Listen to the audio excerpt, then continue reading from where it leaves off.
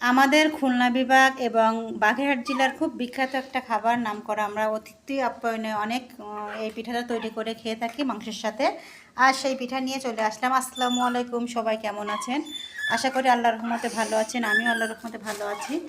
খুব সুন্দর একটা পিঠের আয়োজন করা হয়েছে এই শীতের রাতে। আমরা এই পিঠা দিয়ে আজকে রাতের ডিনার শেষ করব।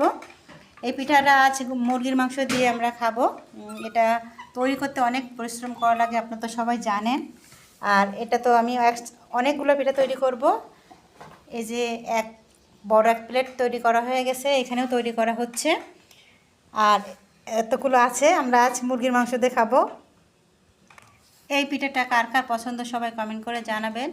আর কোন কোন জেলায় এই পিঠাটা খেয়ে থাকে সবাই একটু জানাবেন কমেন্ট করে, কেননা আমাদের বাগেরহাট প্লাস খুলনা বিভাগের মানুষটা এই পিঠাটা খুব খেতে পছন্দ করে। আর প্রতিটা বাড়িতেই এই পিঠা তৈরি করা হয় নিজেদের খাওয়ার জন্য, প্লাস অতিথি আপ্যায়নে এই পিঠাটা তৈরি করা হয়। আজ আমি তৈরি করছি।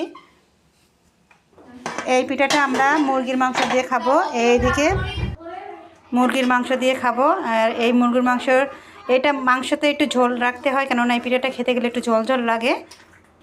সব রকমের মাংস দিয়ে খাওয়া যায়, এটা গরুর মাংস দিয়ে খাওয়া যায়, হাঁসের মাংস, মুরগির মাংস। আজ আমি মুরগির মাংস রান্না করেছি একটু ঝোল ঝোল করে, কেননা এই পিঠাটা খেতে একটু ঝোল ঝোল লাগে, কেননা শুকনো খাবার।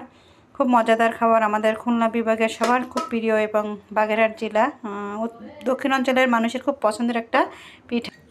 যারা পিঠা তৈরি করছে তাদের জন্য চা তৈরি করছি, কেননা আসলে এই পিঠাটা তৈরি করতে কষ্ট হয়।